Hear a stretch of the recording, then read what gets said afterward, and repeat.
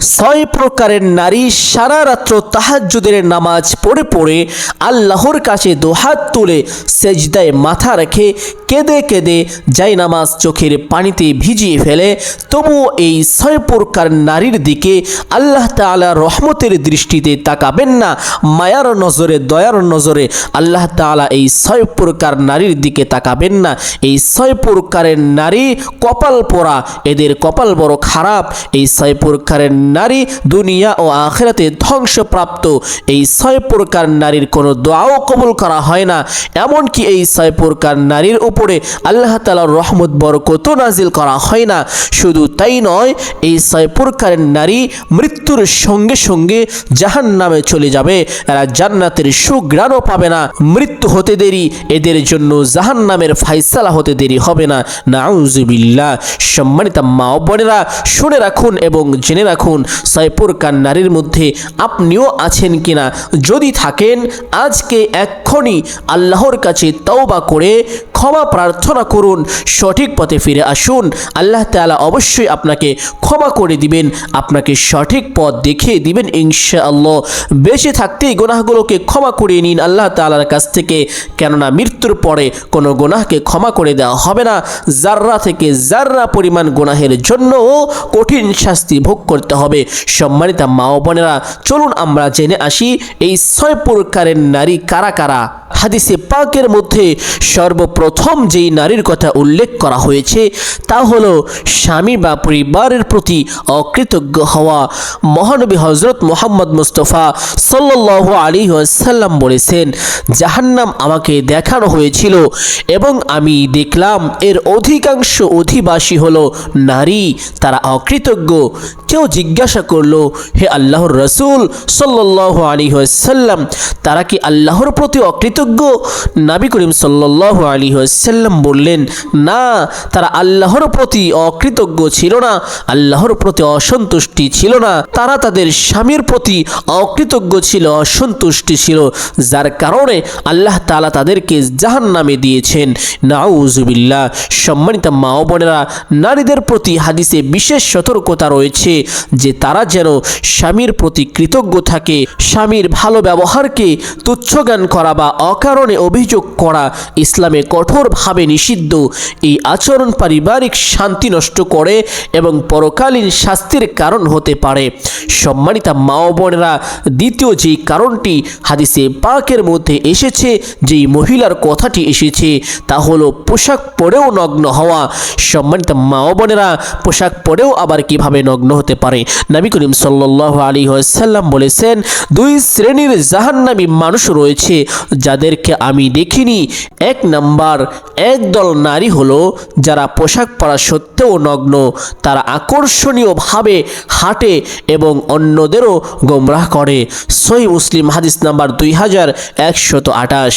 এখানে পোশাক পরেও নগ্ন বলতে বোঝানো হয়েছে এমন পোশাক যা শরীরকে সম্পূর্ণভাবে ঢাকে না বা শরীরের আকৃতি ফুটিয়ে তোলে। ইসলামে নারীদের পোশাক শালীন হওয়া আবশ্যক, যা তাদের সৌন্দর্য প্রকাশের বদলে তাদের সৌন্দর্যকে ঢেকে রাখবে। সম্মানিত মা ও বোনেরা, হাদিসে উল্লেখিত পোশাক পরেও নগ্ন সম্পর্কে ইসলাম স্কলারগণ বিভিন্ন ব্যাখ্যা দিয়েছেন। এর মাধ্যমে এমন পোশাক বোঝানো হয়েছে যা শরীর ঢাকার পরিবর্তে উল্টো শরীরের আকৃতি বা সৌন্দর্য প্রকাশ করে। সম্মানিত মা ও বোনেরা, এই সম্পর্কে আমি আপনাদেরকে কয়েকটি পোশাকের কথা বলবো। এক নাম্বার, এমন পোশাক পাতলা বা স্বচ্ছ পোশাক, যে পোশাক শরীরের রং বা ত্বক স্পষ্ট করে তোলে। তা পরিধান করার মাধ্যমে নারীরা পোশাক পরলেও প্রকৃতপক্ষে নগ্ন বলে বিবেচিত হয়, কারণ পোশাকের মূল উদ্দেশ্য শরীর ঢেকে রাখা। দুই নাম্বার, টাইট বা আটসাট পোশাক, যে পোশাক শরীরের আকৃতি বা অবয়ব স্পষ্টভাবে ফুটিয়ে তোলে, যেমন টাইট জিন্স, লেগিংস বা এমন পোশাক যা দেহের সৌন্দর্য প্রকাশ করে।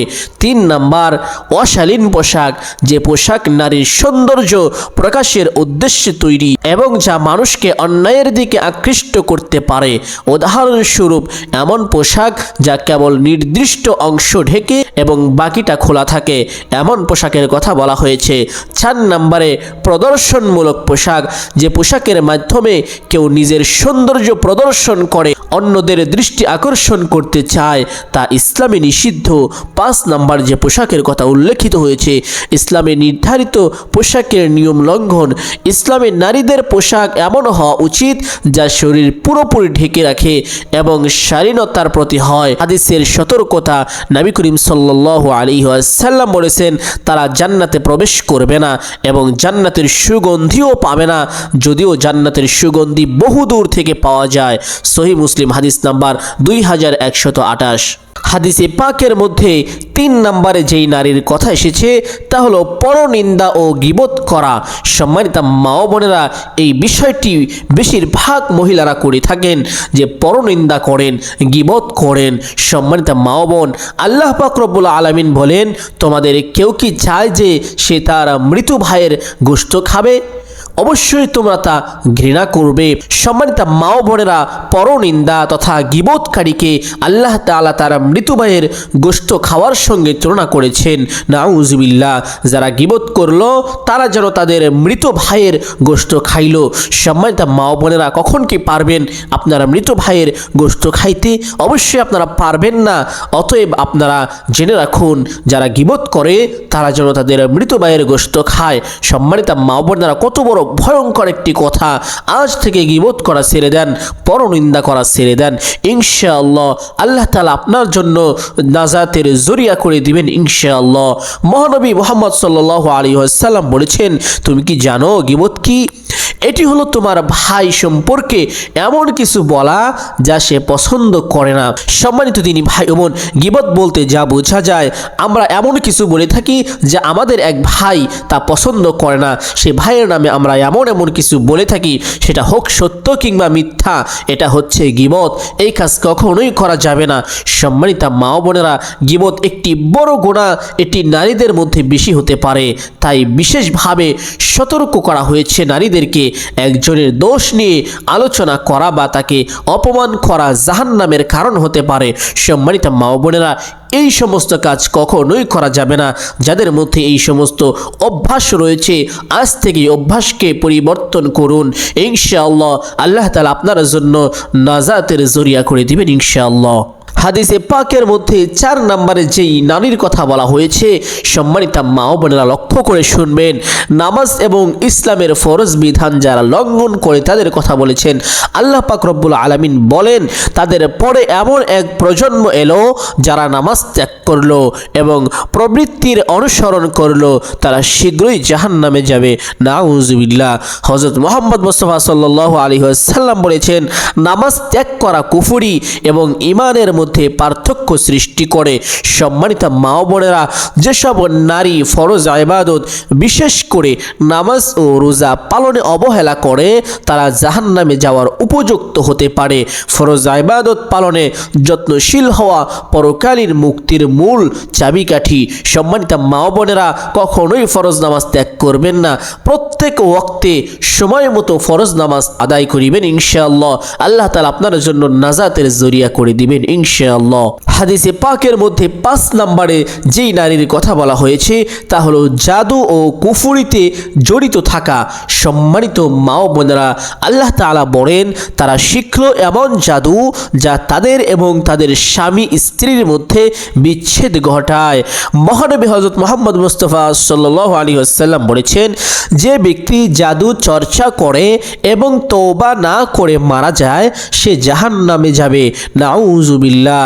সম্মানিত মা ও বোনেরা, কেউ যদি জাদু কুফরি চর্চা করে থাকেন, কেউ যদি জাদু করে থাকেন, কেউ যদি জাদুর সাহায্য নিয়ে থাকেন, তাহলে আপনারা উভয় প্রত্যেকেই তওবা করে আল্লাহ তাআলার দিকে প্রত্যাবর্তন হন, নতুবা আল্লাহ তাআলা আপনাকে ধ্বংস করবেন। আপনার দুনিয়াও শেষ, আখিরাতও শেষ, জাহান্নামে চলে যাবেন। জাদু ও কুফরির কাজ আল্লাহর সঙ্গে শিরকের শামিল। এটি মারাত্মক গুনাহ এবং যারা এতে লিপ্ত থাকে তাদের জন্য জাহান্নামের শাস্তি নির্ধারিত। সম্মানিত মা ও বোনেরা, যারাই জড়িত আছেন প্রত্যেকেই এই শিরিক থেকে বেরিয়ে আসুন, আল্লাহর কাছে ক্ষমা চান, আল্লাহ অবশ্যই আপনাকে ক্ষমা করে দিবেন। হাদিসে পাকের মধ্যে 6 নাম্বার যে নারীর কথা এসেছে তা হলো অন্যকে বিভ্রান্ত করা বা গোমরাহ করা। মহানবী হযরত মুহাম্মদ সাল্লাল্লাহু আলাইহি ওয়াসাল্লাম বলেছেন, যে ব্যক্তি ভালো কাজের দিকে ডাকবে সে তার জন্য সওয়াব পাবে, আর যে ব্যক্তি মন্দ কাজের দিকে ডাকবে সে তার পাপের অংশীদার হবে। সম্মানিত মা বোনেরা, যেসব নারী বা পুরুষ নিজে ভুল পথে চলে এবং অন্যদেরও সেই পথে ডাকে তারা দ্বিগুণ শাস্তির সম্মুখীন হবে। নারীদের বিশেষভাবে সতর্ক করা হয়েছে যেন তারা তাদের কথাবার্তা, আচরণ ও পোশাক দিয়ে অন্যদের ভুল পথে পরিচালিত না করে। সম্মানিত মা ও বোনেরা, এই সমস্ত কুসংস্কার থেকে বেরিয়ে আসা প্রত্যেকের জন্য আবশ্যক। অবশ্যই আপনারা এই সমস্ত গুনাহগুলো ছেড়ে দিয়ে আল্লাহর কাছে খাঁটি তওবা করুন, আল্লাহ অবশ্যই আপনাকে মাফ করে দিবেন।